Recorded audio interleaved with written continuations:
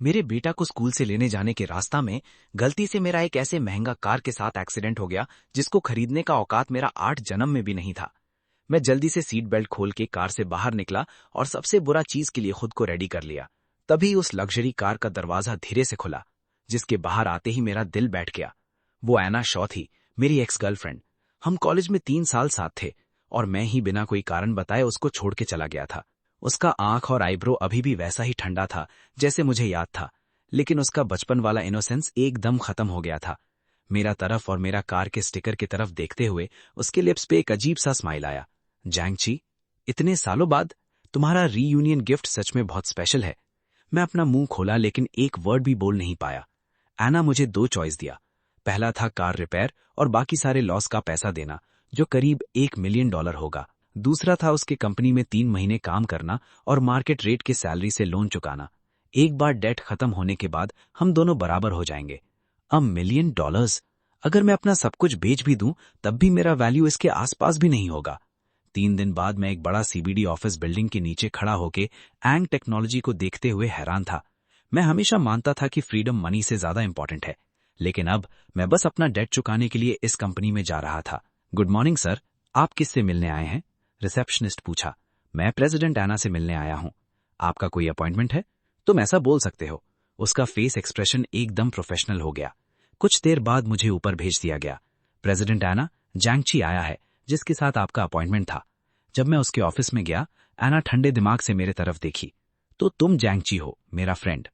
Friend? एक debtor जो अपना डेट चुकाने के लिए मेहनत बेच रहा था, वो फ्रेंड कैसे हो सकता है? आपका पोस्ट प्रेसिडेंट एना खुद डिसाइड किया है, किसी ने समझाया। आप डिजाइन डिपार्टमेंट में एक टेम्पररी असिस्टेंट होंगे। मुझे मेरा डेस्क दिखाया गया और मेरा एजुकेशन और पुराना वर्क एक्सपीरियंस के बारे में पूछा गया। मैं कभी कोई फॉर्मल यूनिवर्सिटी में नहीं पढ़ा। मैं हमेशा फ्रीलांसर की तरह काम किया है। एम्प्लॉय सरप्राइज लगा। तो तुम कनेक्शन की वजह से अंदर आए हो? खैर, आजकल कनेक्शन ही सब कुछ है। फिर वो एक कोवर्कर की तरफ घुमा। वॉन्ग शियांग, नए बंदे को सब घुमा के दिखाओ और रूल समझा दो। वॉन्ग शियांग स्माइल करके अपना इंट्रो दिया। तुम मुझे ब्रदर वॉन्ग बोल सकते हो। तुम अभी आए हो और किसी तरह सुपरवाइजर जियांग को गुस्सा दिला दिया। वो प्रेसिडेंट एना का एक फेवरेट पर्सन है। मैं कैसे समझाता कि मैं एना के लग्जरी कार में क्रैश किया था? वो एक लंबा स्टोरी था। वॉन्ग शियांग अपना वॉइस लो किया। बस अब से केयरफुल रहना। जैंगवे एक खराब बंदा है और नए लोगों के लिए प्रॉब्लम क्रिएट करना उसका हॉबी है। मैं अपना डेस्क पे वापस आया, लेकिन ठीक से बैठने से पहले ही एक बड़ा फाइल्स का स्टैक मेरे सामने रख दिया गया। नए बंदे, बिना कुछ किए बैठो मत। इस मार्केट डेटा को ऑर्गेनाइज करो और एक पावर पॉइंट प्रेजेंटेशन रेडी करो। जैंगवे ठंडा नजरों से मेरे तरफ देखा। क्या तुम मेरे जाने से पहले इसे फिनिश कर सकते हो? वो फाइल्स की तरफ इशारा किया। ये क्लीन, प्रोफेशनल और मेन पॉइंट्स पे फोकस होना चाहिए। अगर तुम नहीं कर सकते तो अभी बोल दो। मैंने फाइल्स के पाइल को देखा। कोई प्रॉब्लम नहीं। क्या ये बस एक पावर पॉइंट प्रेजेंटेशन नहीं था? क्या ये लोग सच में सोचते थे कि मैं इतने साल कुछ नहीं किया? मैं बस एक ब्लैंक पावर पॉइंट प्रेजेंटेशन खोला ही था जब लियो मेरे डेस्क के पास आई। उसका वॉइस लाउड नहीं था, लेकिन साइलेंट ऑफिस में सभी को उसको साफ सुनाई दिया। प्रेसिडेंट एना आपको अभी उनके ऑफिस में बुलाया है। मैं फील कर सकता था कि रूम का हर हेड एक साथ ऊपर उठा। सबका आंख मेरे तरफ घूम गया और जैंगवे का कॉन्फिडेंट ठंडा स्माइल एकदम फ्रीज हो गया। मैं खड़ा हुआ और उन सभी नजरों के बीच से होते हुए एना के ऑफिस का डोल पुश करके खोला। रूम बहुत बड़ा था, लेकिन एक ग्रास पैलेस जितना ठंडा फील हो रहा था, जो उसके मूड के साथ एकदम मैच कर रहा था। एना एक बड़े डेस्क के पीछे बैठी थी, बिना ऊपर देखे कुछ फाइल्स चेक कर रही थी। तुम आ गए? कार रिपेयर हो गया है। मैंने डैमेज रिपोर्ट तुम्हारे फोन में भेज दिया है। टोटल $8,600 हुआ है। अगर तुम 3 महीने के अंदर मेरा दिया हुआ प्रोजेक्ट्स फिनिश कर देते हो तो बोनस पूरा अमाउंट कवर कर लेगा। तभी वो धीरे से अपना आंख उठाई। उसके ठंडे गेज में एक छोटा सा इमोशन था। जैंगची, क्या मैं तुमसे नहीं बोला था कि इस जन्म में मेरे सामने कभी मत आना? लगता है तुम मेरा वार्निंग को नॉइज से ज्यादा कुछ नहीं समझा। अगर मेरी सिस्टर और मेरा प्यारा नेफ्यू नहीं होता तो मैं इस जगह से पहले ही भाग जाता। प्रेसिडेंट एना, ये बस एक एक्सीडेंट था। मेरा आपको बॉदर करने का कोई प्लान नहीं था। उसका आंख मेरे फेस पे घूमा, फिर मेरे कार की तरफ, जो बच्चों के ड्राइंग से भरा था। उसका टोन समझना इम्पॉसिबल था। लगता है पिछले कुछ सालों में तुम्हारा लाइफ काफी कंप्लीट रहा है। क्या तुमने फैमिली स्टार्ट किया? क्या वो मेरे नेफ्यू को मेरा बेटा समझ ली थी? हाँ, वो किंडरगार्टन स्टार्ट करने जितना बड़ा हो गया है। एना के आंख में एक मोमेंट के लिए लाइट आया, लेकिन उतना ही जल्दी डिसअपियर हो गया। ये तो अच्छा है। वो एक छोटा यूएसबी ड्राइव उठाई। नेक्स्ट क्वार्टर के लिए कंपनी का सबसे बड़ा प्रोजेक्ट ड्रीम क्रिएशन प्लान है। इसका मेन प्रपोजल लो और पढ़ो। मुझे कल सुबह सबसे पहले तुम्हारा इवैल्यूएशन रिपोर्ट चाहिए। मैंने उसके हाथ से यूएसबी ड्राइव लिया। ये अभी भी वार्म था, जैसे उसके फिंगर्स का हीट कैरी कर रहा था। मेरा दिल बैठ गया। प्रेसिडेंट आना, ये कंपनी रूल्स के खिलाफ नहीं है, मैं यहाँ एकदम नया हूँ। वो सीधा मेरे तरफ देखी। अगर मैं तुमसे करने बोल रही हूँ तो तुम करोगे, और अगर तुम इससे खराब किए तो लॉस तुम्हारे डेट में ऐड हो जाएगा। मैं उस छोटे यूएसबी ड्राइव को जलते हुए कोयले की तरह पकड़ के ऑफिस से बाहर निकला। जैसे ही मैं वापस आया, जैंग वे इमीडिएटली मेरे पास आया। प्रेसिडेंट एना तुमसे क्या बोली? कुछ स्पेशल नहीं, बस कुछ इंस्ट्रक्शंस दी। उसका आंख छोटा हो गया। तो वो यूएसबी ड्राइव क्या है? प्रेसिडेंट एना मुझे दिया, बोला कि ये रेफरेंस मटेरियल है जिससे मैं लर्न कर सकूं। जैंग वे का एक्सप्रेशन एकदम चेंज हो गया। वो सडनली हाथ बढ़ा के मेरे हाथ से यूएसबी ड्राइव छीन लिया और अपना कंप्यूटर में प्लग कर दिया। तुम्हें ये प्रोजेक्ट क्यों दिया गया? जैंगची, एना शॉ के साथ तुम्हारा एग्जैक्ट रिलेशनशिप क्या है? मैं उससे आर्ग्यू नहीं करना चाहता था, तो मैं बस यूएसबी ड्राइव वापस खींच लिया। वोंग शियांग टेंशन के साथ मेरे तरफ देखा। ब्रदर जैंग वे 6 महीने से ड्रीम क्रिएशन प्रोजेक्ट पे काम कर रहा है और उसका प्रपोजल अभी तक अप्रूव नहीं हुआ है। अब तुम बस अभी आए हो और प्रेसिडेंट आना ने इसे सीधा तुम्हारे हाथ में दे दिया। मैं डेस्क पे रखे उस छोटे यूएसबी ड्राइव को देखा और एक बिटर स्माइल दिया। एना शॉ बस मेरे लिए प्रॉब्लम क्रिएट नहीं कर रही थी, वो मुझे सीधा एक वॉल्कीनो के मुंह में फेंक दिया। करीब 11 PM तक पूरा ऑफिस क्वाइट हो गया था। ऑफिस अब एकदम एम्प्टी था और मैं अकेला बचा था। मैंने अपने थके हुए आंखों को रगड़ा जब मॉनिटर का ठंडा ग्लो मेरे फेस पे पड़ रहा था। स्क्रीन पे so called dream creation plan था। ये फैंसी और कॉम्प्लिकेटेड वर्ड से भरा था, लेकिन इसके पीछे कोई रियल सब्सटेंस नहीं था। ये राजा के नए कपड़ों की तरह बस खाली कॉन्सेप्ट्स का पाइल था। बाहर से ब्यूटीफुल, लेकिन अंदर से एकदम खाली। मैं उस गार्बेज के लिए इवैल्यूएशन रिपोर्ट लिखने में टाइम वेस्ट करने के बजाय डॉक्यूमेंट को क्लोज कर दिया। मैंने खुद पूरा प्लान फिर से बनाने का डिसाइड किया। 2 घंटे बाद मैं एकदम न्यू प्रपोजल रेडी कर दिया। जैसे ही मैं डोर के पास पहुंचा, मेरी मुलाकात लियू से हुई। वो स्माइल की। वाह हैंडसम बॉय, तुम सच में बहुत हार्ड वर्क करते हो, अभी भी ओवर टाइम कर रहे हो। मैं शोल्डर्स उठाया। जिए रहने के लिए करना पड़ता है, लाइफ इजी नहीं है। लियू हंसी। एना शॉ सच में तुम्हारा स्पेशल केयर कर रही है। जानना चाहते हो कि हमारी प्रेसिडेंट एना को थोड़ा और हैप्पी कैसे करें? इंटरेस्ट नहीं है। वो मेरे तरफ देखी। सीरियसली, तुम बहुत डल वुड पीस हो, लेकिन अगर तुम कभी किसी ऐसे प्रॉब्लम में फंस जाते हो जिसको सॉल्व नहीं कर सकते, तो तुम मुझसे एडवाइस मांग सकते हो। और कंसल्टेशन फी का टेंशन मत लो, मैं तुमसे चार्ज नहीं करूंगी। वो मुझे एक सिंपल कार्ड दी जिसपे बस उसका नेम और एक प्राइवेट नंबर प्रिंटेड था। किसी तरह वो छोटा कार्ड एक इन्विटेशन जैसा फील हुआ, बिना ट्राई किए किसी को मार देने जितना डेंजरस। अगली सुबह मैंने एना शॉ को अपना ऑनेस्ट इवैल्यूएशन रिपोर्ट ठीक टाइम पे भेज दिया। पूरा डिजाइन डिपार्टमेंट सुबह भर के अजीब तरह से क्वाइट रहा। जैंग वे मुझे गुस्से से साइड ग्लांस देता रहा, जबकि मेरे पास बैठा वोंग शियांग ऐसा लग रहा था जैसे वो कुछ बोलना चाहता है लेकिन बोल नहीं पा रहा। उसका आंख बस एक ही बात बोल रहा था, ब्रदर अपना ध्यान रखना। नून के पास एक वी चैट नोटिफिकेशन बजा। मैसेज में लिखा था, छोटे ब्रदर तुम जल्दी गिव अप कर दो तो अच्छा है। तुम्हारी एक्स को एक नया लव मिल गया है, बस ईमानदारी से काम करो, अपना डेट चुकाओ और आगे बढ़ो। मैंने स्क्रीन पे देखा। एक फोटो में एक हैंडसम मैन का साइड प्रोफाइल था। मेरे अंदर सडनली एक बिटर सफोकेटिंग फीलिंग आया। मैंने ठंडे दिमाग से अपना फोन फेस डाउन करके रख दिया और फिर से अपने काम पे फोकस करने का ट्राई किया, लेकिन वो यूजलेस था। एना का उस मैन के साथ हंसना और बात करना मेरे दिमाग में एक पुराने मूवी की तरह रिपीट होता रहा। ये इतना क्लियर था कि मेरा आंख सच में दर्द करने लगा। जैसे ही मैं काम फिनिश करने वाला था, एक अननोन लोकल नंबर से मुझे कॉल आया। हेलो, क्या आप जैंगची हैं? हाँ। आप कौन? मैं रायन शॉ हूँ, एना शॉ का बड़ा ब्रदर। एना आज रात एक बार में बहुत ज्यादा ड्रिंक कर ली है। वो काफी बैड कंडीशन में है। मुझे एक अर्जेंट काम है और अभी एक इंटरनेशनल फ्लाइट पकड़ना है और मैं किसी और से कांटेक्ट नहीं कर पा रहा हूँ। मैं आपको एड्रेस भेज रहा हूँ, प्लीज वहां जाओ, उसे पिक करो और चेक करो कि वो सेफ घर पहुंच जाए। मुझे सच समझ आ गया कि रायन वही आदमी था जो फोटो में था। क्या उनका कोई और फ्रेंड या रिलेटिव पास में नहीं है? रायन सांस छोड़ के बोला, नहीं, अभी तुम ही एक पर्सन हो जिससे मैं कांटेक्ट कर सकता हूँ। मैं पहले से एयरपोर्ट में हूँ और बोर्डिंग गेट क्लोज होने वाला है। मैं सच में नहीं जा सकता। कुछ देर बाद एड्रेस मेरे फोन पे आया। मैं उसको देखा। क्या मुझे जाना चाहिए? अगर ये कोई ट्रैप हुआ तो? लेकिन अगर एना सच में प्रॉब्लम में हुई तो? मुझे लगा कि पिछले जन्म में मेरा उस पर कोई डेट होगा, क्योंकि किसी तरह मैं ही हमेशा उसके प्रॉब्लम्स में घिंचता चला जाता था। बार के अंदर हैवी मेटल म्यूजिक इतना लाउड बज रहा था कि मेरे कान में दर्द हो रहा था। बार काउंटर पे अनकॉन्शियस एना शॉ को देखने के लिए एक ग्लांस ही काफी था।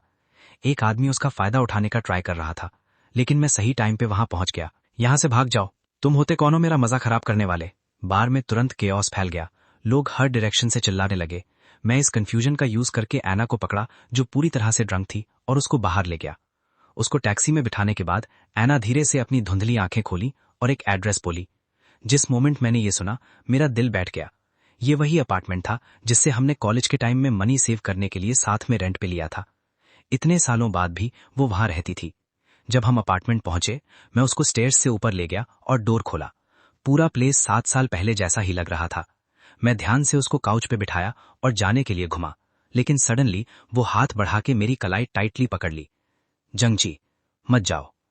उसका वॉइस रोने से भरा हुआ था, उस ठंडी और सख्त वुमन से एकदम अलग जो वो बन चुकी थी। तुमने तब मुझसे झूठ क्यों बोला था?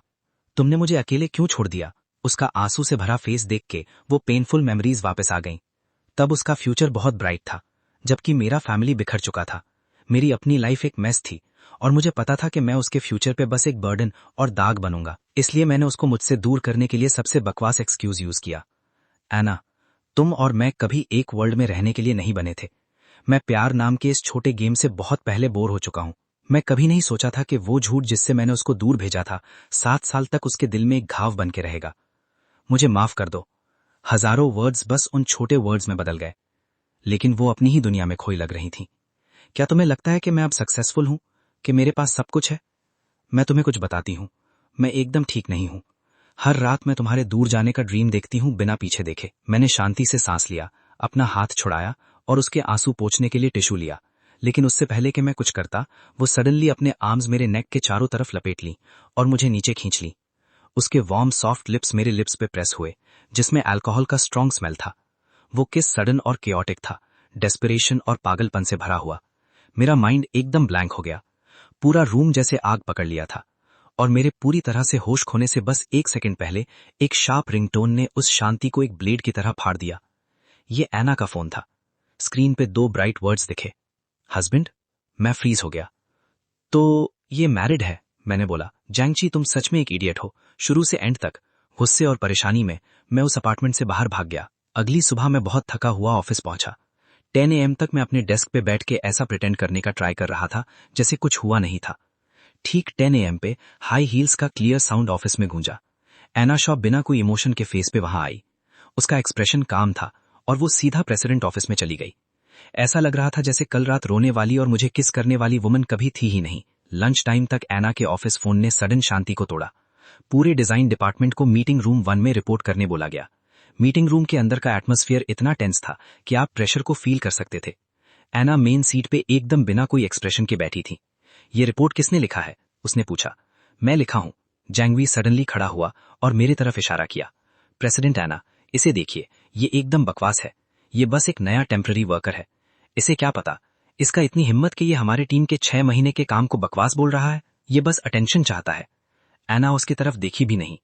उसका काम आए मेरे पे ही था। क्या तुम्हें सच में लगता है कि तुमने जो बनाया है वो इसके काम से अच्छा है? जैंगवे जल्दी से बोला। प्रेसिडेंट एना, ये अच्छे या खराबे का बात नहीं है। इस प्रोजेक्ट का फ्यूचर खतरे में है। मैंने सीधा उसकी तरफ देखा। सुपरवाइजर जैंग का प्लान एक ऐसे प्रोजेक्ट के लिए ब्यूटीफुल रिपोर्ट जैसा है जो पहले से मर चुका है। मेरा वाला एक फर्स्ट एड मैनुअल जैसा है जिससे इसे जिंदा रखा जा सके। रूम में कुछ लोग क्वाइट हो गए। वाओ, तो अब तुम बिना प्रूफ के मुझ पे एक्यूजेशन लगा रहे हो? जैंगवी बोला। डेटा को बोलने दो, मैंने बोला। मैं मार्केट में अभी चल रहे 3 पॉपुलर प्रोडक्ट्स के पूरे लाइफ साइकिल को एनालाइज किया हूं, जिसमें उनके यूजर प्रोफाइल और उनके फेल होने के मेन रीजन शामिल हैं। और वो 3 पॉइंट्स जिस पे सुपरवाइजर जैंग को सबसे ज्यादा प्राउड है, वो उन्हीं फेल्ड प्रोडक्ट्स के एग्जैक्ट मिस्टेक्स को रिपीट करते हैं। मैं रुका। दूसरे वर्ड्स में, सुपरवाइजर जैंग सभी को ध्यान से उसी रास्ते पे ले जा रहे हैं जो वो प्रोडक्ट्स ले गए थे, सीधा कब्र के तरफ। मेरे हर वर्ड के साथ जैंग वी का फेस पेल होता गया। एना क्वाइट रही, मुझे देखती रही जब तक मैंने फिनिश नहीं किया। उसके डीप आईज में कुछ चमका जो कोई और नोटिस नहीं कर सकता था। वो धीरे से टेबल पे अपनी फिंगर्स टैप की। जैंगवी, क्या तुम्हारे पास और कुछ बोलने को है? जैंगवी के लिप्स कांप रहे थे, लेकिन वो एक वर्ड भी नहीं बोल पाया। एना फाइनली बोली, ठीक है, आज से ही पूरा ड्रीम क्रिएशन प्रोजेक्ट जैंग ची को हैंड ओवर कर दिया जाता है। जैंगवी, तुम जैंग ची को असिस्ट करने के लिए प्रोजेक्ट पे रहोगे और बाकी बचा काम फिनिश करोगे। उसका डिसीजन शांत पानी में फेंके गए बड़े पत्थर की तरह गिरा। एक नए टेम्पररी वर्कर ने 6 महीने से काम कर रहे सुपरवाइजर से एक बड़ा प्रोजेक्ट छीन लिया था। जैंग वी के आंख में हेट्रेड भरा था जब वो मुझे देखा, लेकिन मैं खुश नहीं था। एना ने इसे परफेक्टली खेला था। बस कुछ वर्ड्स में वो मुझे सीधा वॉल्केनो के मुंह में रखती थी, जबकि जैंग वी नाम का लाइव माइंड मेरे पास फिट कर दी थी। मैं मीटिंग रूम से जाने ही वाला था कि एना सडनली बुलाई। रुको। मैं घुमा। कल रात के लिए थैंक यू, वो बोली। मैंने अपना एक्सप्रेशन न्यूट्रल रखा। प्रेसिडेंट एना, आप मुझे ज्यादा क्रेडिट दे रही हैं। आखिरकार मैं अभी भी आपका डेट चुका रहा हूं। आपका हेल्प करना मेरा काम है। बिना पीछे देखे मैं मीटिंग रूम से बाहर निकल गया और इस तरह ड्रीम क्रिएशन प्रोजेक्ट के लिए रियल बैटल शुरू हुआ। जैंगवी इमीडिएटली एक ताना मारते हुए स्माइल के साथ बोलना शुरू किया। वाओ, डायरेक्टर जैंग, मुझे लगता है कि इस डिपार्टमेंट में अब सभी को आप पे डिपेंडेंट होना होगा। चाहे छोटा काम हो या बड़ा, बस ऑर्डर दीजिए। मैं प्रॉमिस करता हूं कि मैं पूरा कोऑपरेट करूंगा। मैं रिप्लाई करने का बॉदर नहीं किया। इसके बजाय मैं सीधा वोंग शियांग के डेस्क पे गया। ब्रदर वोंग, मेरा एक हेल्प करो। मुझे टीम के हर मेंबर का रिज्यूमे और प्रोफाइल भेज दो, उनके पिछले 2 साल के मेन प्रोजेक्ट्स के साथ। श्योर, मैं अभी भेज देता हूं। जैंगवी का एक्सप्रेशन डार्क हो गया। जैंग, तुम क्या करने का ट्राई कर रहे हो? तुम अभी तक ऑफिशियली चार्ज भी नहीं लिए हो और तुम मेरे अथॉरिटी को बाईपास करके पूरे टीम का इन्फॉर्मेशन ले रहे हो। ये बहुत डर्टी मूव है। मैं उसके तरफ घुमा। मेरी आंखें ठंडी थीं, लेकिन मेरे लिप्स के कॉर्नर पे एक छोटी स्माइल थी। सुपरवाइजर जैंग, आप ज्यादा सोच रहे हैं। मुझे सभी की एबिलिटीज और पास्ट एक्सपीरियंस को समझना है ताकि मैं राइट पर्सन को राइट पोजीशन पे रख सकूं। इसे एबिलिटी के बेस पे काम देना बोलते हैं। या आपका अथॉरिटी इतना वीक है कि आप बस अपने टीम के बेसिक इन्फॉर्मेशन को छुपा के ही इसे प्रोटेक्ट कर सकते हैं? मैं पूरा आफ्टरनून फाइल्स के नीचे दबा रहा और एंड में ड्रीम क्रिएशन प्रोजेक्ट के लिए एक डिटेल्ड ब्लूप्रिंट रेडी कर लिया। जैसे ही मैं कंपनी से बाहर निकला, एक चमकती हुई रेड फरारी मेरे ठीक सामने आके रुकी। लिली लू ने विंडो नीचे किया और स्माइल की। हैंडसम, कहाँ जा रहे हो? तुम्हारी सिस्टर तुम्हें राइड दे सकती है। पहले तो मैं रिफ्यूज करने वाला था, लेकिन फिर मुझे याद आया कि एना शॉ का पहले से एक लेजिटिमेट हस्बैंड है। मैं क्यों उसके लिए अपनी लॉयल्टी बचा के रखूं? ठीक है, आपको ट्रबल देने के लिए सॉरी। लिली हंसी। कहाँ खाना चाहते हो? पास में एक स्ट्रीट ग्रिल है, कुछ अच्छा बारबेक्यू। Street barbecue? मुझे वो पसंद है। मुझे सच में उम्मीद नहीं थी कि तुम जैसा टैलेंटेड पर्सन इतना डाउन टू अर्थ होगा। हम वहां पहुंचे तो मैं बोला, सिस्टर लिली, डिनर मेरी तरफ से है, जो चाहे ऑर्डर कर लो। वो हंसी। वाह, तुम कब रिच हो गए? मैं रिच नहीं हूं। ऐसा समझ लो कि मैं हेल के गेट्स का ट्रिप मार के किसी तरह जिंदा वापस आ गया हूं। हमने कई बार ग्लासेस क्लिंक की और खुल के बात करने लगे। लिली बहुत शार्प थी। बस कुछ ड्रिंक्स के बाद ही वो मेरी और एना शॉ के बीच के कॉम्प्लिकेटेड रिलेशनशिप को समझ गई थी। तो ऐसा लगता है कि तुम्हारे और हमारी प्रेसिडेंट एना के बीच में कोई सीरियस हिस्ट्री है। सब पास्ट की बात है, कुछ वैसे ही। लिली ने नोइंगली स्माइल किया। तो वो सच में तुमसे रिवेंज लेने के लिए तुम्हें टॉर्चर कर रही है? ये तो फैसिनेटिंग है। हमारी प्रेसिडेंट एना इस इंडस्ट्री में आइस क्वीन के नाम से जानी जाती हैं। मुझे कभी उम्मीद नहीं थी कि उनके पीछे इतनी कॉम्प्लिकेटेड स्टोरी होगी। उसने एक और सिप लिया। तो तुम क्या करने का प्लान कर रहे हो? क्या तुम सच में डेट चुकाने के लिए 3 महीने उसके लिए काम करने वाले हो? मैं सांस छोड़ के बोला, मेरे पास और क्या चॉइस है? मुझे डैमेजेस के लिए हजारों डॉलर्स कहां से मिलेंगे? लिली पास झुक के बोली, मेरे पास एक आइडिया हो सकता है। कंपनी अभी फुनान कैपिटल के साथ एक बड़ा कॉन्ट्रैक्ट नेगोशिएट कर रही है। उनकी सीईओ ने स्पेसिफिकली ड्रीम क्रिएशन प्लान के पीछे वाले पर्सन से मिलने का रिक्वेस्ट किया है। अगर तुम में वो डील क्लोज करने का दम है तो 3 महीने काम करने का बाद भूल जाओ। प्रेसिडेंट एना शायद तुम्हें वीआईपी की तरह ट्रीट करने लगे। मेरी आंखें थोड़ी छोटी हुई। फुनान कैपिटल को इस इंडस्ट्री में एक तरह से आयरन वॉल माना जाता था। उन्हें डील साइन करने के लिए कन्विंस करना बहुत मुश्किल था। जैंग वेई ने पहले ही 2 महीने लगा दिए थे और अभी तक ये भी पता नहीं कर पाया था कि डायरेक्टर के ऑफिस का दरवाजा किस तरफ है। क्या फुनान कैपिटल की सीईओ में कुछ अलग बात है? मैं पूछा। लिली ने एक मोमेंट के लिए सोचा। मैं सुना है कि वो यंग और बहुत ब्यूटीफुल है, लेकिन उनका बिजनेस स्टाइल शार्प और रूथलेस है। सडनली मेरे माइंड में एक थॉट आया। मुझे एक वेग आइडिया मिल गया था। ठीक है, मुझे लगता है कि मेरे पास एक प्लान है। लिली और मैं लेट नाइट तक ड्रिंक की और एंड में अलग अलग टैक्सीज से घर चले गए। अगली सुबह मैं अपना रीडिजाइंड प्रपोजल लिया और सीधा फेंग शान कैपिटल के हेडक्वार्टर्स गया। सर, क्या आपका कोई अपॉइंटमेंट है? रिसेप्शनिस्ट ने पूछा। नहीं, बस प्रेसिडेंट लिन को बोलो कि एक पुराना फ्रेंड उनसे मिलने आया है। रिसेप्शनिस्ट ने मुझे एक सस्पिशियस लुक दिया, लेकिन फिर भी इंटरनल फोन उठाया।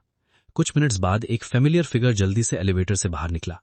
जैंगची, क्या ये सच में तुम हो? लिनी, बहुत साल हो गए थे। लिनी मेरी हाई स्कूल क्लासमेट थी जो मेरे पास बैठती थी, और वो एना शॉ की सबसे क्लोज फ्रेंड्स में से एक थी। जब मैं ट्रबल में पड़ा था और मुझे कंट्री छोड़ना पड़ा था, तब उसने आगे बढ़ के मेरी हेल्प की थी ताकि मुझे ओवरसीज स्कूल मिल सके। वो मुझे अपने ऑफिस में ले गई और पर्सनली मुझे एक ग्लास वार्म वाटर दिया। तुम कब वापस आए? तुमने मुझे क्यों नहीं बताया? ये एक लंबा स्टोरी है, रास्ते में बहुत कुछ हुआ। मैं ब्रीफ में वो सब एक्सप्लेन किया जो रिसेंटली हुआ था।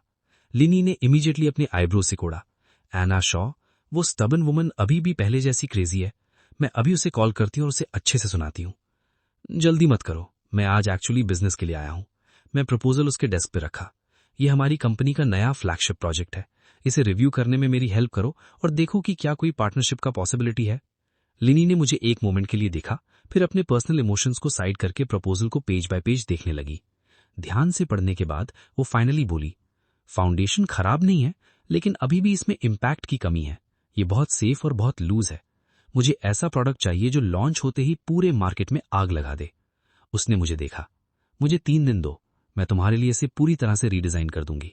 डील, मैं वेट करूंगा। मैं स्माइल किया, लेकिन उसने इमीडिएटली ऐड किया, पहले तुम्हें एक पर्सनल फेवर के लिए अग्री करना होगा। क्या कंडीशन है? आज रात एक बड़ा बिजनेस डिनर है, तुम मेरे साथ आ रहे हो। डिनर एक बहुत लग्जरी होटल में हो रहा था। लिनी ने स्पेसिफिकली मेरे लिए एक एक्सपेंसिव सूट का अरेंजमेंट किया था। जब मैं मिरर में अपने टॉल पॉलिश्ड रिफ्लेक्शन को देखा तो मुझे खुद को वैसा देख के थोड़ा अजीब लगा। लिनी स्माइल की, तुम्हारा प्रेजेंस सच में बहुत अच्छा है, तुम उस सूट में बहुत अट्रैक्टिव लग रहे हो। क्या मुझे सच में जाना पड़ेगा? एब्सोल्युटली। आज रात सिटी के सभी बड़े फिगर्स वहां होंगे और उसमें तुम्हारी एना शॉ भी शामिल है। मेरा दिल एक मोमेंट के लिए स्किप हुआ। मैं इमीडिएटली उसका प्लान समझ गया। तुमने ये जानबूझ के किया है ना? लिनी स्माइल की, अगर मैं उसे थोड़ा थ्रेटन फील नहीं करूंगी तो वो यही सोचती रहेगी कि तुम बस एक वीक पॉन हो जिसे वो जब चाहे क्रश कर सकती है। जब हमने बैंक्वेट हॉल में स्टेप किया, मेरी आंखें इमीडिएटली क्राउड में एना शॉ को ढूंढ ली। वो एक अनफेमिलियर मैन के पास खड़ी थी। जैसे ही उसने लिनी और मुझे इतने पास खड़े देखा, उसके फेस का कलर थोड़ा चेंज हो गया। हाथ में ग्लास पकड़े वो शार्प डिटरमाइंड स्टेप्स के साथ हमारी तरफ आई। प्रेसिडेंट एना के शार्प स्टेप्स हमारे सामने रुके। प्रेसिडेंट लिन, बहुत टाइम हो गया, मुझे ऑफिशियली आपको इंट्रोड्यूस करने दीजिए। ये मेरे नए बिजनेस पार्टनर हैं, जैंग जी। एना की आंखें मेरी तरफ शिफ्ट हुई। मिस्टर जैंग, लाइफ में सच में लोगों को एक दूसरे के सामने लाने का अजीब रास्ता होता है। मुझे कभी उम्मीद नहीं थी कि मैं आपसे यहां मिलूंगी। वो रुकी और फिर ऐड किया, और ये मेरे फियांसे हैं, हेनरी ली। हेनरी ने पोलाइटली अपना हाथ बढ़ाया। प्रेसिडेंट लिन, आपसे मिलकर खुशी हुई। मैं अल्फा ग्रुप से हेनरी ली हूं। मुझे श्योर है कि आपने ये नेम सुना होगा। एटमॉस्फेयर इंस्टेंटली फ्रीज हो गया। एयर बहुत हैवी हो गया। लिनी ने टेंशन कम करने के लिए जल्दी से बीच में बोला, एना मेरे साथ आओ, हम वहां बात करते हैं। एना ने मुझे एक साइड ग्लांस दिया और लिनी के साथ चली गई। मेरा दिल टैंगल्ड और हैवी फील कर रहा था। फियांसे? क्या वो सच में मैरिज करने का प्लान कर रही है? इससे पहले कि मैं इसे प्रोसेस कर पाता, जैंग वेई वाइन का ग्लास लिए एक इंपॉर्टेंट एग्जीक्यूटिव की तरह मेरे सामने आ गया। वेल, देखो कौन है, हमारे ग्रेट डायरेक्टर जैंग। तुम यहाँ अकेले खड़े होकर वाइन में अपना दुख क्यों डुबा रहे हो? मुझे मत बोलना कि प्रेसिडेंट एना को प्रेसिडेंट लिन के साथ देख के तुम्हारा दिल टूट गया है। वो स्मग किया। मैं तुम्हें एक बात बताता हूँ, प्रेसिडेंट लिन हमारी कंपनी की नंबर 1 इन्वेस्टर है।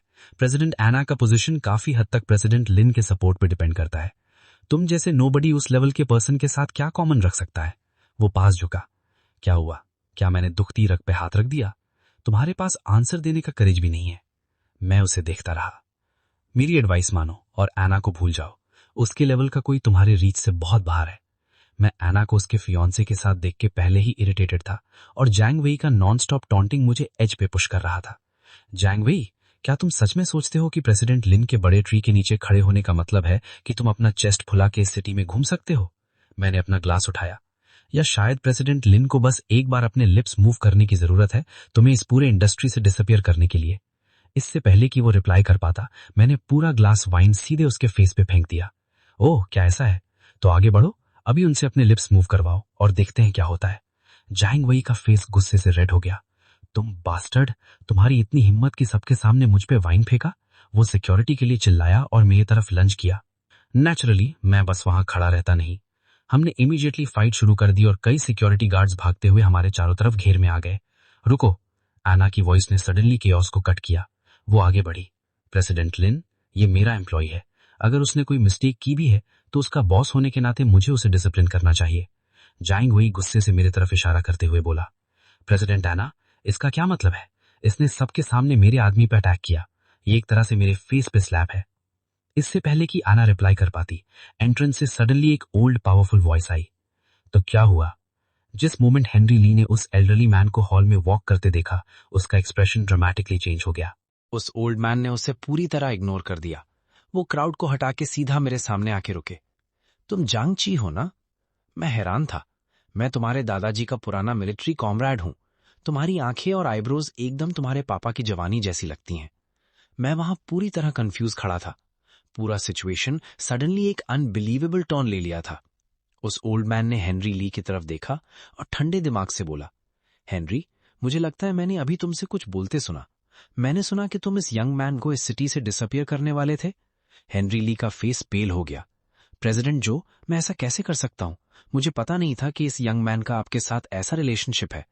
प्रेसिडेंट जो ने उसे एक ठंडा लुक दिया। अब तुम्हें पता चल गया तो तुम अभी भी मेरे सामने क्यों खड़े हो? अपने लोगों को लो और मेरी नजरों से दूर हो जाओ। उस ओल्ड मैन ने मेरा हाथ पकड़ा और मेरी फैमिली के बारे में कुछ सिंपल क्वेश्चंस पूछे। जाने से पहले उसने मुझे ध्यान से देखा। बेटा, अगर तुम कभी किसी ऐसे प्रॉब्लम में फंसते हो जिसे सॉल्व नहीं कर सकते तो मुझे कभी भी कॉल करना। लिली ने एक शॉक्ड स्माइल के साथ मुझे देखा। वाओ जैंग, तुम सच में अपने कार्ड्स छुपाना जानते हो। मुझे पता ही नहीं था कि तुम्हारे पीछे इतना पावरफुल फैमिली खड़ा है। मैं अपना सर हिलाया। ऑनेस्टली मुझे भी उनके बारे में आज रात ही पता चला है। रूम के दूसरे तरफ एना शॉ मुझे देख रही थी। उसकी आंखों में ऐसी कॉम्प्लिकेटेड इमोशंस थीं जिसे मैं समझ नहीं पा रहा था। वो सडनली पास आई और बोली, मेरे साथ आओ। जब हम क्राउड से दूर चले गए उसने पूछा, जैंगची, तुम प्रेसिडेंट जो से कब कनेक्ट हुए? मैंने तुमसे पहले बोला था। आज रात से पहले मैं उनके बारे में कुछ नहीं जानता था। वो मुझे देखती रही। तुम मुझसे और कितने सीक्रेट्स छुपा रहे हो? और हेनरी ली का क्या? तुम्हारा सो कॉल्ड एंगेजमेंट सच क्या है? ये बस एक बिजनेस मैरिज से ज्यादा कुछ नहीं है। मेरे पास अपनी फैमिली का बचा हुआ पार्ट प्रोटेक्ट करने के अलावा कोई और चॉइस नहीं था। एना एक मोमेंट के लिए क्वाइट हो गई। तो तुम एक ऐसे आदमी के साथ पूरी लाइफ बिताने को रेडी हो जिसे तुम प्यार भी नहीं करती? मैंने अपना मुंह दूसरी तरफ कर लिया। इसका मुझसे कोई लेना देना नहीं है। तुम सही बोल रही हो, मुझे इंटरफियर नहीं करना चाहिए। आखिरकार तुम्हारी नजरों में मैं उस चीप पर्सन से ज्यादा कुछ नहीं हूं जिसने तुम्हारी कार में एक्सीडेंट किया और तुम्हारा डेटर बन गया। एना अपना मुंह खोली जैसे वो कुछ एक्सप्लेन करना चाहती हो, लेकिन एंड में अपने वर्ड्स निगल गई। एक लंबे साइलेंस के बाद उसने सब्जेक्ट चेंज किया। मुझे ड्रीम क्रिएशन प्रोजेक्ट के बारे में बताओ। फुनैन कैपिटल के साथ नेगोशिएशन कैसा चल रहा है? लिनी ने बोला कि अभी के प्रपोजल में उतना पावर नहीं है। एना ने सर हिलाया। मैं समझ गई। कल सुबह मैं तुम्हें प्रोजेक्ट के कोर डेटा में एक्सेस दे दूंगी। जांगची, ये तुम्हारा लास्ट चांस है। मुझे डिसअपॉइंट मत करना। अब जब मुझे सब कुछ एक्सेस करने का परमिशन मिल गया था, मैं पूरे प्रोजेक्ट को तोड़ के एकदम शुरू से रीबिल्ड करने के लिए रेडी था। उन्हीं रूइन से मैं एकदम नया प्लान बनाऊंगा। चौथे दिन मैं लिनी के ऑफिस में वापस गया उस फिनिश्ड प्रपोजल के साथ जिसमें मैंने अपनी पूरी मेहनत डाल दी थी। उसने ध्यान से पढ़ा और बहुत देर तक क्वाइट रही। फाइनली उसने ऊपर देखा। जैंगची, तुम सर से पांव तक डिजाइन के मास्टर हो। मैं इस प्रोजेक्ट में इन्वेस्ट कर रही हूं। मेरा पहला राउंड $100 मिलियन का होगा। मैं हैरान था। और मुझे 20% शेयर्स चाहिए। आपका बहुत बहुत शुक्रिया। लिनी स्माइल की। तुम मुझे थैंक यू क्यों बोल रही हो? ये नया प्रपोजल ऑब्वियसली मार्केट को हिला के रख देगा। मुझे तुम्हें थैंक यू बोलना चाहिए कि तुमने मुझे इतने अच्छे प्रॉफिट पोटेंशियल वाले प्रोजेक्ट में इन्वेस्ट करने का चांस दिया। वो खड़ी हुई। आओ, तुम्हारी सिस्टर तुम्हें सेलिब्रेट करने के लिए एक अच्छा खाना खिलाने ले जा रही है। मैंने सर हिलाया। May be next time. मुझे इमीडिएटली कंपनी वापस जाना है। मैं चाहता हूं कि प्रेसिडेंट एना ये अच्छी न्यूज मेरे मुंह से सुने। साइंड कॉन्ट्रैक्ट को हाथ में टाइटली पकड़ के मैं सीधा ऑंगाई टेक्नोलॉजी वापस भागा। जिस मोमेंट मैंने वो बड़ा कॉन्ट्रैक्ट एना के सामने रखा, उसका पूरा बॉडी फ्रीज हो गया। तुमने उन्हें कैसे कन्विंस किया? उसने अनबिलीवेबल लुक के साथ पूछा। मैं स्माइल किया। मास्टर के पास हमेशा अपना ट्रिक्स होता है। वो मुझे देखती रही। कैसा किक? वो एक सीक्रेट है। एना एक मोमेंट के लिए क्वाइट हो गई और फिर पूछी, जैंगची, क्या तुम आज रात फ्री हो? क्या तुम्हारा आज रात कोई प्लान है? क्या बात है? मैंने रिप्लाई किया। मेरा ब्रदर अपने बिजनेस ट्रिप से वापस आ गया है। उसने स्पेसिफिकली तुम्हारा नाम लिया है। वो तुमसे मिलना चाहता है। मेरा दिल सडनली एक मोमेंट के लिए रुक गया। हम उसी पुराने अपार्टमेंट में वापस आए जहां हमारे कॉलेज डेज के हजारों मेमोरीज थीं। रायन पहले से वहां था। जैसे ही उसने मुझे देखा, उसका एक्सप्रेशन गुस्से में बदल गया। तुम बास्टर्ड, तुम्हारी इतनी हिम्मत कि तुम यहां फिर से आए। मैंने अपना डिफेंस नहीं किया। मैं बस वहां खड़ा था और उसका एक पावरफुल पंच सीधा अपने फेस पे खाया। रायन, तुम ये क्यों कर रहे हो? एना चिल्लाई। वो अपनी मुट्ठी बांध लिया। मैं इस बिना दिल के बास्टर्ड को पनिशमेंट दे रहा हूं जो उसने तुम्हारे साथ किया। अगर वो तब सडनली डिसअपियर नहीं होता तो क्या तुम्हें लगता है कि तुम डिप्रेशन के इतने पास पहुंचती? एना ने इमीडिएटली उसका हाथ पकड़ा। रायन, प्लीज और कुछ मत बोलो। मैं एकदम फ्रीज खड़ा था। डिप्रेशन? मैं एना को शांति से देखा। उसे एक्सप्लेन करने के लिए मांग रहा था, लेकिन वो हेल्पलेसनेस में अपनी आंखें दूसरी तरफ कर लीं। वो मुझे देखने का हिम्मत भी नहीं कर पा रही थी। उस मोमेंट पे ऐसा लगा जैसे मेरी पूरी सोल टूट चुकी हो। मैं हमेशा मानता था कि बिना गुड बाय बोले डिसअपियर होना उसका फ्यूचर प्रोटेक्ट करने का सबसे अच्छा रास्ता था। तब मुझे सच में पता नहीं था कि मेरे डिसीजन का उसे क्या कीमत चुकाना पड़ेगा। रायन ने मुझे देखा। क्या तुम फाइनली एक्सेप्ट करने को रेडी हो कि तुम गलत थे? क्या तुम्हें सच में लगता है कि एक छोटा सा सॉरी सब कुछ ठीक कर सकता है? रायन, अब बहुत हुआ, एना धीमे से बोली। वो सब सालों पहले का बात था। उन सालों में उसने अकेले फाइट किया था। उसने हर एक दर्द, कड़वाहट और प्रेशर अपने शोल्डर्स पे उठाया था। उस रात धीमी येलो लाइट्स के नीचे हम तीनों ने तब तक ड्रिंक किया जब तक कि पूरी तरह से ड्रंक नहीं हो गए। जो कुछ भी हुआ था उसे भूलने का ट्राई करते हुए अपने ड्रंकन स्टेट में एना के ब्रदर ने फाइनली वो सब दर्द और स्ट्रगल बताया जो एना ने अकेले सहा था। और तब मुझे उस रात उसके फोन पर हस्बैंड लिखे कॉन्टैक्ट का सच पता चला। रायन ने जानबूझ के उसका हस्बैंड बनने का प्रिटेंड किया था ताकि जब एना ड्रंक हो तो वो उसे प्रोटेक्ट कर सके और मुझे एना के लिए अपने फीलिंग्स को फेस करने पे फोर्स कर सके। मैं सुनता रहा जब उसने मुझे बताया कि कैसे एना के कॉलेज के सेकेंड ईयर में उसने बिना किसी हेजिटेशन के अपनी पढ़ाई छोड़ दी और एक ऐसी फैमिली का रिस्पॉन्सिबिलिटी लिया जो फाइनेंशियल कोलैप्स के कगार पे थी। उसने बहुत कम एज में रूथलेस कॉर्पोरेट वर्ल्ड में एंट्री लिया, बस एक्सपीरियंस्ड पुराने वुल्फ्स के ग्रुप से स्कीम्स और कंस्पिरेसीज का सामना करने के लिए जो उसे नीचे गिराना चाहते थे। ऐसे भी रात थे जब वो बस एक खाली ऑफिस के अंदर अकेले चुप के मॉर्निंग तक रोती थी। रायन ने मुझे ठंडे नजरों से देखा। जैंगची, उस साल उसे छोड़ के जाना एक कावड़ का काम था। ड्रंकन रायन को दूसरे रूम में सेटल करने में हेल्प करने के बाद क्वाइट अपार्टमेंट में बस एना और मैं बचे थे। उसने थकी हुई आंखों से मुझे देखा। जैंगची, क्या तुम्हें सच में लगता है कि मेरी लाइफ इतनी पैथेटिक है? क्या तुम्हें लगता है कि मुझे दूसरों की सिंपैथी की जरूरत है? मैंने सर हिलाया। नहीं, अगर कुछ है तो मुझे लगता है कि तुम मेरे मिले किसी भी पर्सन से ज्यादा स्ट्रांग और एडमायरेबल हो। उसने अपनी आंखें नीची की। मैं सच में थक गई हूं। एक लंबे साइलेंस के बाद वो धीमे से बोली, क्या तुम मुझे एक लास्ट टाइम हक कर सकते हो? मेरा चेस्ट टाइट हो गया। जांगची, मुझे बताओ, क्या हमारे पास अभी भी फिर से शुरू करने का कोई चांस है? मैंने वर्ड्स में आंसर नहीं दिया। मैंने बस उसे अपने आर्म्स में खींच लिया और टाइटली पकड़ लिया, जैसे मैं किसी तरह से उन सभी सालों को पूरा कर सकूं जो हमने खो दिए थे। अगली सुबह मैंने एना को अपना फॉर्मल रेजिग्नेशन लेटर दे दिया। मुझे पता था कि अभी जाना ही शायद सबके लिए सबसे अच्छा चॉइस था। एना ने अनबिलीवेबल लुक के साथ लेटर को देखा। तुम फिर से क्यों जा रहे हो? पार्टनरशिप पहले से सिक्योर हो चुका है, क्राइसिस खत्म हो गया है। मैंने उसे काम तरह से देखा। अब मेरे यहां रुकने का कोई रीजन नहीं है, तो फिर रुकने का कोई पॉइंट नहीं है। जैंगची, तुम मेरे लिए क्या हो? एक टॉय जिसे तुम जब चाहो बुलाओ और काम खत्म होने के बाद फेंक दो। एना का वॉइस गुस्से और हर्ट से कांप रहा था। तुमने मुझे गलत समझा, मेरा वो मतलब नहीं था। तो तुम एग्जैक्टली क्या चाहते हो? हमने गुस्से में आर्ग्यूमेंट किया और एक बार फिर हमारा रिलेशनशिप दोनों के हर्ट और गुस्से में दूर जाने के साथ खत्म हो गया। मैंने अपना थोड़ा बहुत सामान पैक किया और पीछे देखे बिना ओंगाई टेक्नोलॉजी से निकल गया। वोंग शियांग कुछ कॉलीग्स को नीचे लाया मुझे बाय बोलने के लिए। चीजें बदल रही हैं, ये अच्छी बात है। जब भी टाइम मिले मिलने आना और कांटेक्ट मत खोना। उस दिन के बाद मैंने आना शॉ को फिर कभी नहीं देखा। मैं फ्रीलांसर की तरह अपनी पुरानी लाइफ में वापस आ गया। दिन में प्रोजेक्ट्स लेता और रात में स्केचेस पे काम करता। बाहर से मेरी लाइफ फाइनली ट्रैक पे वापस आ गई थी, लेकिन बस मैं जानता था कि मेरे दिल का एक पार्ट अभी भी खाली था। लेट नाइट में मैं खुद को ऑफन आना के बारे में सोचते हुए पाता। मेरे शोल्डर पे उसके बॉडी का वार्मथ और वो सब कुछ जो हमने खो दिया था। 1 महीने बाद लिनी सडनली मुझसे मिलने आई।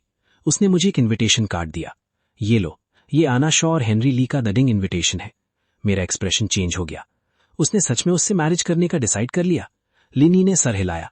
अल्फा ग्रुप ने ओंगाई टेक्नोलॉजी से अपना इन्वेस्टमेंट वापस ले लिया और कंपनी का फाइनेंस पूरी तरह से कोलैप्स हो गया। हेनरी ली ने उस सिचुएशन का यूज करके एना को उससे मैरिज करने पे फोर्स किया। वो बेसिकली उसके हैप्पीनेस को एक बार्गेनिंग चिप की तरह यूज कर रहा है। वो अब हर तरफ से घिर चुकी है। उसके पास और कोई रास्ता नहीं है। मैरिज कब है? परसों।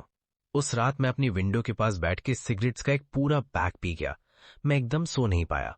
अगली सुबह मैं सीधा प्रेसिडेंट जो के मैंशन गया। मैंने अपनी पूरी सेविंग्स और अपने पेरेंट्स के पुराने घर के प्रॉपर्टी डॉक्यूमेंट्स टेबल पे रख दिए। अंकल जो, मुझे बहुत बड़े अमाउंट में मनी चाहिए। उसने मुझे ध्यान से देखा। क्या तुम सच में श्योर हो कि तुम ये करना चाहते हो? तुम अपनी पूरी लाइफ सेविंग्स दांव पे लगा रहे हो। मैंने इसके बारे में ध्यान से सोचा है, मुझे कोई रिग्रेट नहीं होगा। मैरिज के दिन मैंने एक सिंपल वूलिंग होंगवॉन्ग रेंट पे लिया और फुल स्पीड में सीधा वेन्यू की तरफ गया। चर्च किसी फेरी टेल जैसा डेकोरेट किया गया था, लग्जरी और ब्रेथ टेकिंग। आना एक प्योर व्हाइट वेडिंग गाउन पहनी थी। वो इतनी ब्यूटीफुल लग रही थी कि मेरा सांस रुक गया। लेकिन क्राउड की दूसरी तरफ से भी मैं उसके आंखों में छुपा गहरा दुख और साइलेंस देख सकता था। सेरेमनी शुरू हुआ। मिस्टर हेनरी ली, क्या आप मिस एना शॉ को अपनी वाइफ के रूप में एक्सेप्ट करते हैं? हेनरी स्माइल किया। मैं 1000 बार एक्सेप्ट करता हूं। ऑफिशिएंट एना की तरफ घूमा। मिस एना शॉ, क्या आप एक्सेप्ट करती हैं? एना एक मोमेंट के लिए क्वाइट रही। फिर वो धीरे से अपना सर उठाई। मैं एक्सेप्ट नहीं करती। एक मोमेंट में चर्च का हर एक पर्सन एंट्रेंस पे खड़े अनएक्सपेक्टेड गेस्ट की तरफ घुमा। एना मुझे देखी और फ्रीज हो गई, जैसे उस पे बिजली गिर गई हो। वो एकदम बिना हिले खड़ी रही। हेनरी ली का एक्सप्रेशन गुस्से से बदल गया। जैंग ची, तुम सड़क के कुत्ते, तुम यहां क्या कर रहे हो? सिक्योरिटी, उसे बाहर फेंको। मैं उसके चिल्लाने को इग्नोर किया। मैं अपने पॉकेट में हाथ डाला, एक डॉक्यूमेंट निकाला और उसे सीधा हेनरी के फेस पे फेंक दिया। हेनरी ली, ध्यान से सुनो, अभी आंगाय टेक्नोलॉजी छोड़ के चले जाओ। उसने कांपते हाथों से डॉक्यूमेंट उठाया। ये आंगाय टेक्नोलॉजी के 60% शेयर्स ट्रांसफर करने का अग्रीमेंट है। मैं चर्च में चारों तरफ देखा। इस सेकंड से इस कंपनी पे मेरा पूरा डिसीजन मेकिंग अथॉरिटी है। हेनरी ली का फेस पेल हो गया। इम्पॉसिबल, ये सच नहीं हो सकता। तुम जैसे ब्रोक नोबडी के पास इतना मनी कहां से आया कि ये शेयर्स खरीद सको? मैं उसे ठंडे दिमाग से देखा। मैं मनी कहां से लाया ये इन्वेस्टिगेट करना प्रेसिडेंट ली का काम नहीं है। अपने लोगों को लो और चले जाओ। हेनरी आना की तरफ देखा। उसके फेस पे गुस्सा और ह्यूमिलिएशन दिख रहा था। चारों तरफ लोगों के खुसफुसाने और इशारा करने पे उसके पास अपना प्राइड निगल के अपनी पूंछ दबाए जाने के अलावा कोई चॉइस नहीं था। एना अनबिलीवेबल लुक के साथ मुझे देखी। जैंगची, तुम पूरी तरह क्रेजी हो? मैं स्माइल किया। एब्सोल्युटली। मैं धीरे से उसके पास गया और ध्यान से उसके फेस से आंसू पोंछा। मैं सच में क्रेजी हूं। 7 साल पहले मैंने अपने पैथेटिक और मीनिंगलेस प्राइड को खुद पे हावी होने दिया और अपने हाथों से तुम्हें दूर कर दिया। 7 साल बाद मैंने वही मिस्टेक फिर से करने से रिफ्यूज कर दिया। मैं तुम्हें 1 सेकंड के लिए भी खोना नहीं चाहता। मैंने एक गहरी सांस ली। एना, उन शेयर्स को खरीदने के चक्कर में मैं पूरी तरह ब्रोक हो गया हूं। इसके अलावा मेरे पे एक बड़ा डेट आ गया है, लेकिन मैं अपनी बाकी लाइफ धीरे धीरे उस डेट को चुकाने में बिताने को रेडी हूं। प्यार का डेट। मैं उसके आंसू से भरे आंखों में देखा। क्या तुम मुझसे मैरिज करोगी? उसकी आंखें आंसू से भर गईं जब उसने मेरे हाथ में रिंग को देखा। एक कांपते हुए स्माइल के साथ उसने धीरे से सर हिलाया। मैंने उसके फिंगर में रिंग पहना दी और उसे अपने आर्म्स में खींच लिया।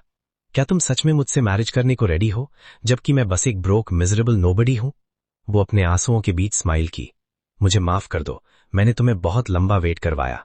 फिर वो धीमे से बोली, आई लव यू। 3 महीने बाद मैं घर में काउच पे कंफर्टेबली लेटा था, कैजुअली अपना फोन स्क्रॉल कर रहा था जब एना ने बुलाया। हे प्रेसिडेंट एना, क्या बात है? उसने अपनी आंखें छोटी की। इंश्योरेंस कंपनी मेरे वुलिंग हांगवॉन्ग के डैमेज क्लेम को कब अप्रूव करेगी? मैं हंसा। मिस्टर जैंग, आप इस कंपनी के सीक्रेट कंट्रोलिंग शेयर होल्डर हैं और आप मुझसे इतनी छोटी बात पूछ रहे हैं। ये कोई छोटी बात नहीं है, वो पहला साइन था जो हमें वापस साथ ले आया। आना ने मुझे एक वार्निंग लुक दी। जैंगची, मैं तुम्हें वार्न कर रही हूं, ऑफिस में अपनी डिग्निटी मेंटेन करो, मुझे टच मत करो। मैं स्माइल किया। ठीक है, तो घर चलते हैं, मैं तुम्हें वहां टच करूंगा। उसके चीक्स पे एक हल्की ब्लश फैल गई। बाहर सन चमक रहा था और आगे के साल पीसफुल, वार्म और अच्छे लग रहे थे।